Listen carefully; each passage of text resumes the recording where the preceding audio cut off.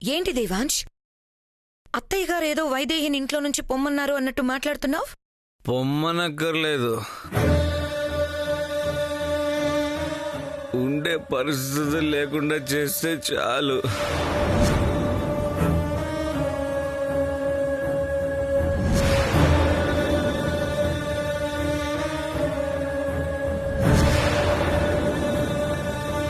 వైదేహికి కన్నవాళ్ళెవరో తెలీదు, అనాథ. అది తన తప్ప?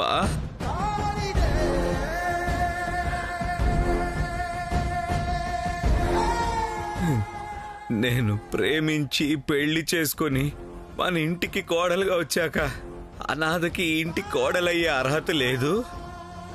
తను కనే పిల్లల్ని వారసులుగా అంగీకరించడం అంటే ఆత్మాభిమానం ఉన్న ఏ ఆడపిల్లైనా ఎలా ఉంటుంది? ఎలా ఉంటుంది?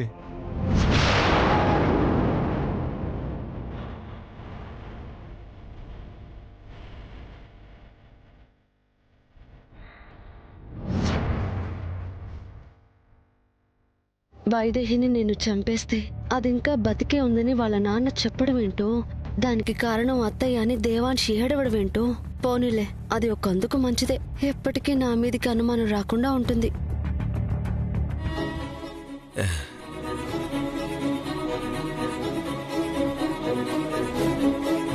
నువ్వెందుకు ఇలా చేసావమ్మా? అనాథైతే ఈ ఇంటి కోడలయ్యే అర్హత లేదా? వారసుల్ని కనివ్వకూడదా?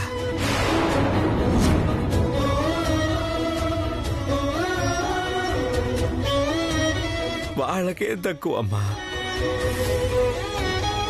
చెప్పు దేవాంశ్, ఇంకాపు.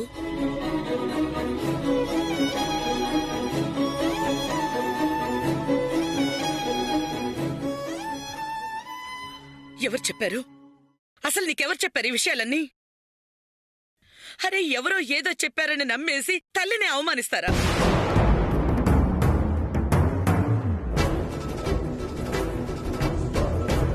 ఎవరో చెప్పడం కాదమ్మా, నా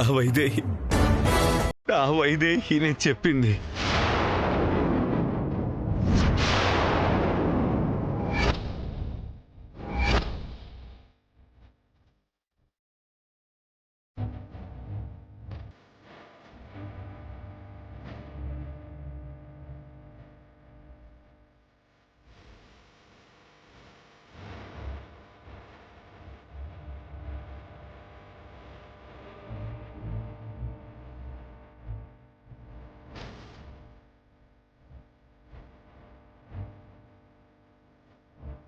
అయినా ఎవరో చెప్పడం ఏంటి?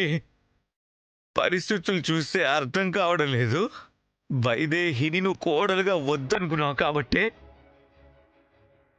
ఈ స్రవంతితో నా పెళ్లి జరిపించాలనుకున్నావు.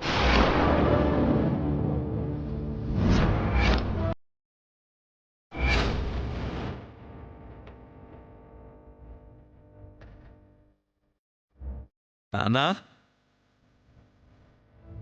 మీరు ఎన్నో తీర్పులు చెప్పి ఎంతో మందికి న్యాయం కలిగేలా చూశారు కదా.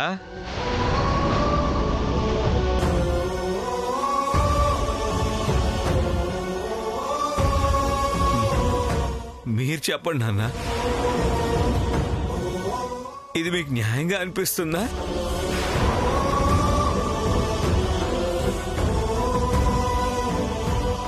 కౌసల్య, కౌసల్య, కౌసల్య,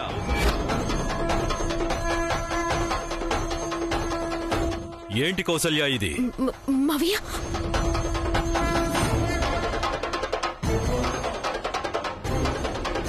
చిన్నప్పుడు దేవాంశ్ స్రవంతికి తాళి కట్టాడు, అందుకే పెళ్లి జరిగింది.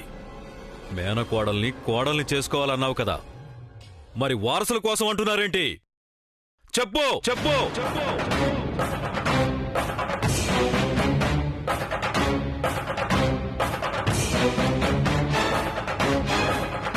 అవునండి, వారసుల కోసం. అలాగే మేనకోడల కోసం కూడా. కౌసల్య,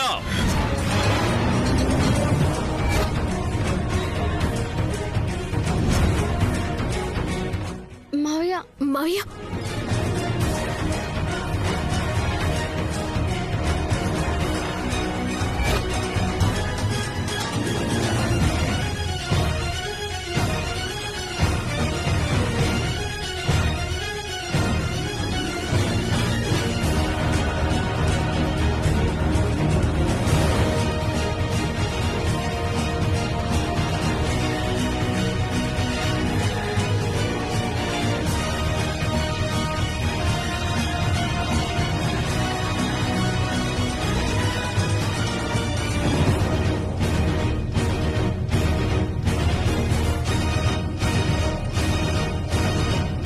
అయినా నేనేం వైదేహిని పొమ్మనలేదే.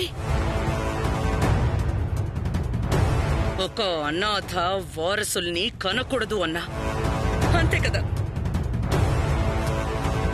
ఈ ఇంటి కోడలిగా వంశ గౌరవం కాపాడాల్సిన బాధ్యత నా మీద ఉంది. నా ధర్మం నేను పాటించాను, తప్పేంటి? తప్పే అమ్మా.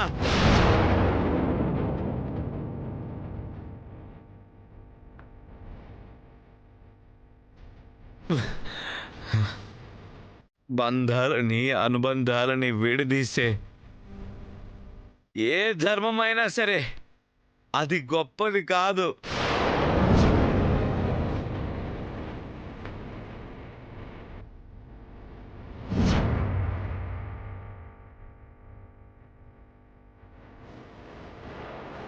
నువ్వు నిజంగా నీ కొడుకు సంతోషంగా ఉండాలని కోరుకుంటే వైదేహి రావాలని కోరుకో. లేదంటే ఇలాగే నేను ఏడుస్తూ ఉంటే చూస్తూ నువ్వు బతుకు.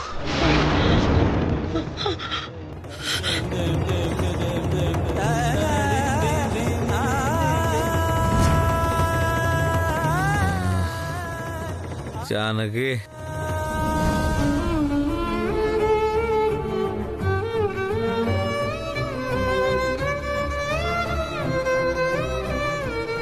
చూస్తున్నానంటే పద, మనం ఒకటి. జాగ్రత్త.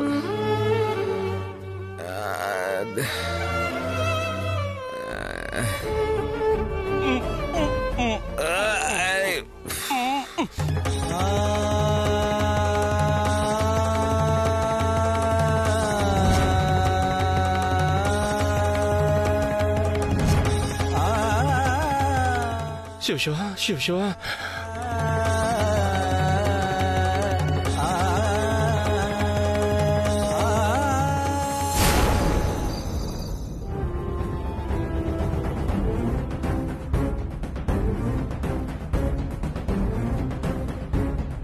ఇలాంటిదేదో జరుగుతుందనే ఎవరి విషయాలు పట్టించుకోవద్దనన్నాం.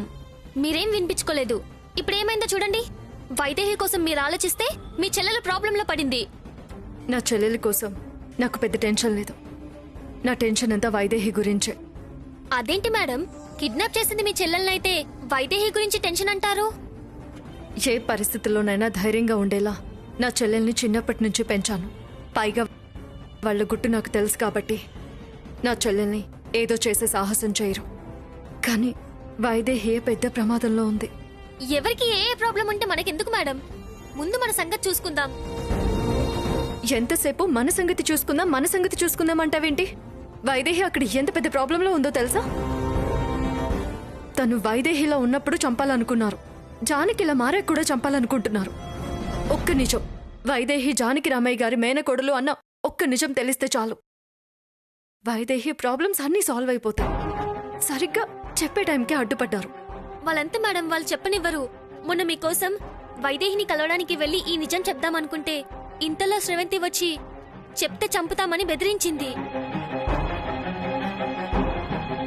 వాళ్ళు మంచోళ్ళు కారు మేడం, వాళ్ళతో చాలా జాగ్రత్తగా ఉండాలి. చెడ్డవాళ్లతో కంటే మంచి వాళ్లతోనే ఇంకా జాగ్రత్తగా ఉండాలి. వాళ్ళు నా చెల్లెల్ని అడ్డు పెట్టుకొని నా చేత వైదేహికి ఏదో అన్యాయం చేయించాలని చూస్తున్నారు కదా, అది కలలో కూడా జరగనివ్వను. నా చెల్లెల్ని కాపాడుకుంటాను. వైదేహికి న్యాయం జరిగేలా చేస్తాను.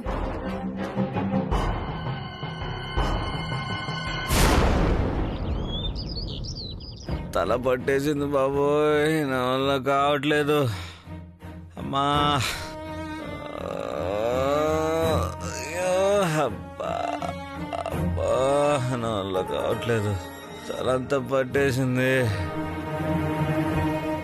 అమ్మా, అయ్యో బాబోయ్. దొల్లింది చాలు, ఇక లే బావా. నా వల్ల కావట్లేదు జానకి, తల పగిలిపోతుంది.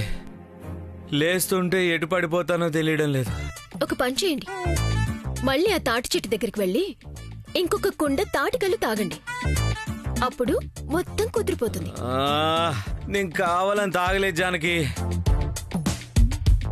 అక్కడ కూర్చుంటే బాధకి తోడుగా ఉంటుందని వాడే పోసాడు. ఎవడు ఏది చెప్తే అది నమ్మేస్తారా? పోనీ తాగితే తాగారు, చిన్న పెద్ద తేడా లేకుండా పిల్లనిచ్చిన మామ ఇంటికి వెళ్ళి ఎవరైనా అలా గొడవ చేస్తారా?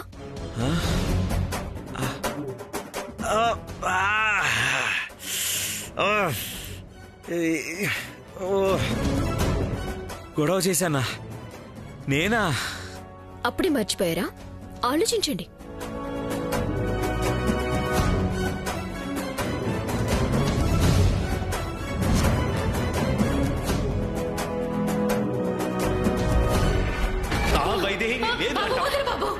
రమణం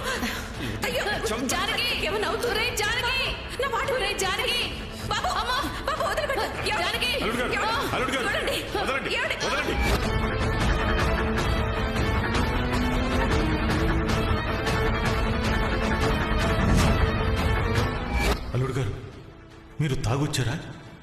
అవును, తాగాను.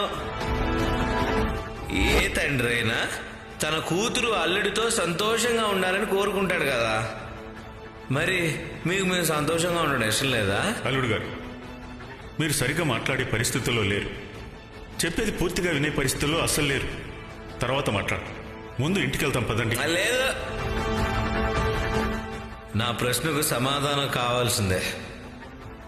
వైదేహి ఇక్కడికి రావాల్సిందే.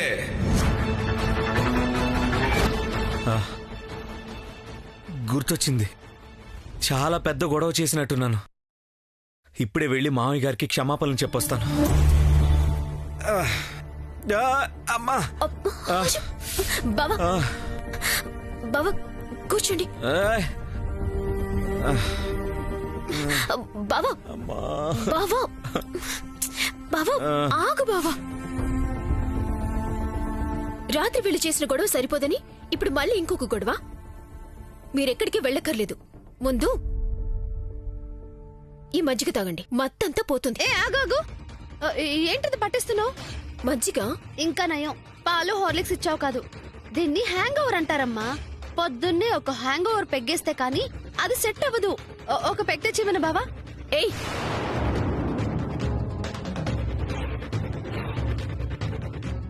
మళ్ళీ మందా? ఇప్పటికి ఆ దరిద్రం ఒకసారి ఒంట్లోకి వెళ్ళింది దేవుడా ఎలా అనుకుంటుంటే మళ్ళీ దాన్ని ఇంట్లోకి తీసుకొస్తున్నావా?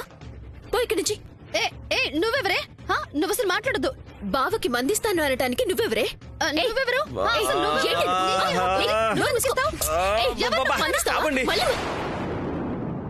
ఆపండి ప్లీజ్.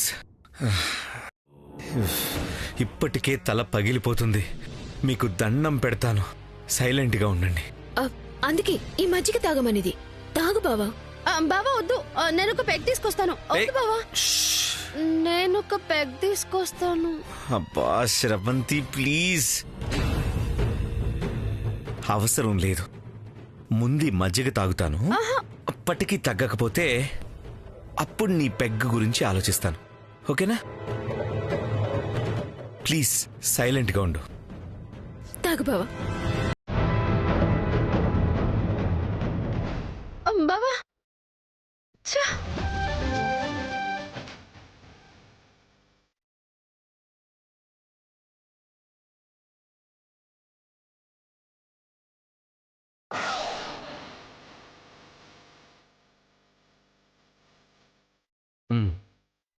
ఇప్పుడు ఎలా ఉంది బావా? Feeling some what better. ఇప్పుడు అలా బయటికి వెళ్ళి తాజా గాలిలో జాగింగ్ చేసి రండి, ఇంకా బాగుంటుంది. సరే.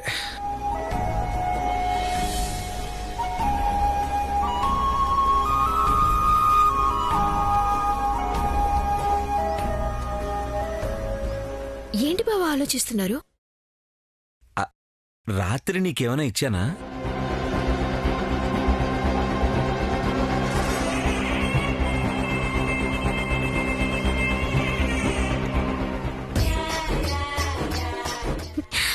ఇచ్చావు బావా.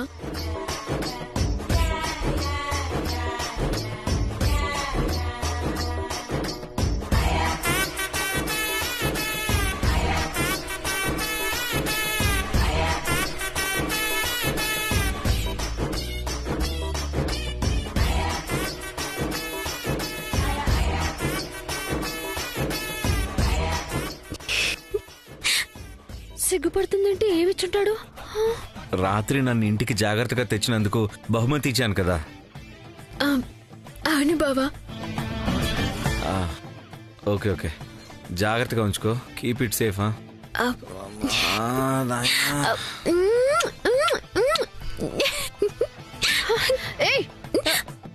ఏంటి నువ్వు తెగ ఓవర్ యాక్షన్ చేస్తున్నావు?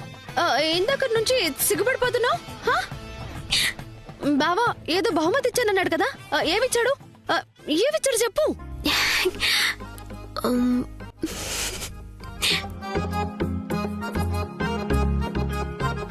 ముద్దు.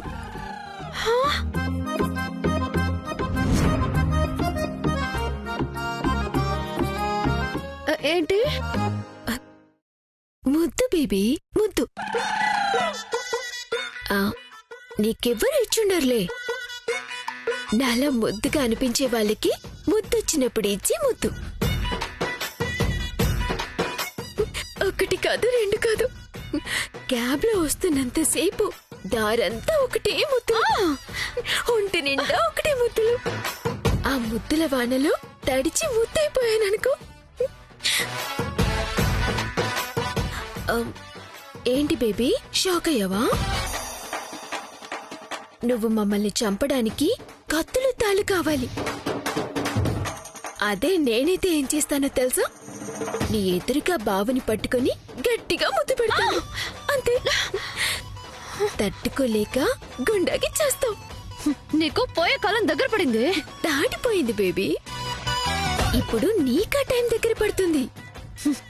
ఎవరికి దగ్గర పడుతుందో అది ఈ రోజే తేలిపోతుంది. నువ్వు ఎలాగైతే ఇంట్లోకి వచ్చావో తిరిగి అలాగే ఈ రోజు బయటికి పోయే ఏర్పాట్లు చేశాను. పోవడానికి రెడీగా ఉండు. ఇలాంటి బెదిరింపులు చాలా చూసాం.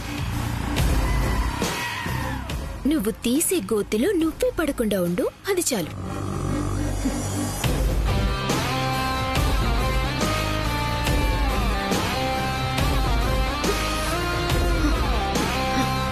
దీన్ని అర్జెంటుగా పాడెక్కించాలి. స్వామి పళ్ళు చూడు నాయనా, సన్యాసం మనం తీసుకున్నాక దప్పిక వేసిన పచ్చి మంచినీళ్లు కూడా ముట్టరాదు. అమ్మాయిల వంక కన్నెత్తి కూడా చూడరాదు. ఆకలి వేసిందే అనుకో, ఆకులు అలములు దుంపులు ఏవీ తినకూడదు. ఇంతకీ నా కోసం ఏం తెచ్చావు నాయనా? అరటిపళ్ళు. ఇది నా కోసమేనా? మీకోసమే స్వామి. Very good.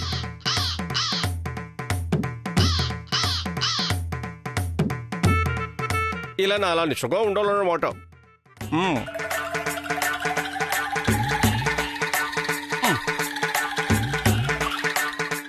థ్యాంక్స్ నాయనా. ఇంకా ఏమి తెచ్చావు నా కోసం? ఇంకేం తీసుకురాలేదు. డబ్బులు లేవు నా దగ్గర. భయపడకు నాయనా, త్వరలో నీకు అన్నీ వస్తాయి. ఉంటాను స్వామి.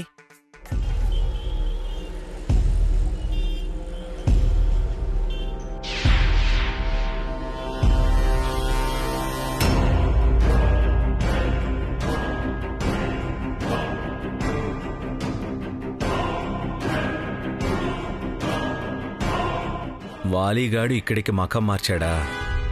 అందరినీ స్వామీజీ అని నమ్మించి ఆశ్రమం లాంటిదేమైనా ప్లాన్ చేస్తున్నాడా ఏంటి? చేసినా చేస్తాడు, అలాంటివాడే.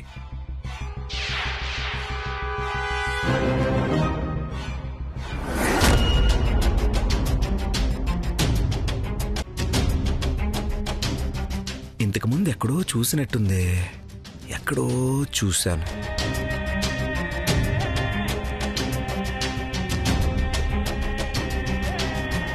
ఎస్, ఆ రోజు నా మీద విషప్రయోగం జరిగి హాస్పిటల్లో చేరిన రోజే అప్పుడే చూశాను. ఆ రోజు జరిగింది మర్చిపోయానని డాక్టర్ చెప్పారు కదా, ఆ మర్చిపోయిన సంఘటనలో వీడున్నాడా? అసలు ఆ రోజు ఏం జరిగింది? ఇన్స్పెక్టర్ ఇంటికొచ్చాడు, వైదేహిని ఎవరో చంపేశారని చెప్పాడు. నేను నమ్మకుండా కోపంతో బయటకొచ్చేశాను. అప్పుడు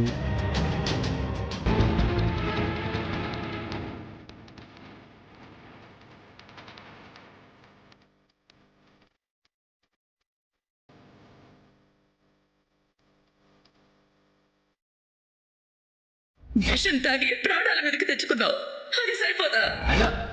నేను విషం తాగడం ఏంటమ్మా? ఏం మాట్లాడుతున్నారు? అసలు ఏం జరిగింది నాన్న? నీ బాడీలో పాయిజన్ ఎందుకుంది?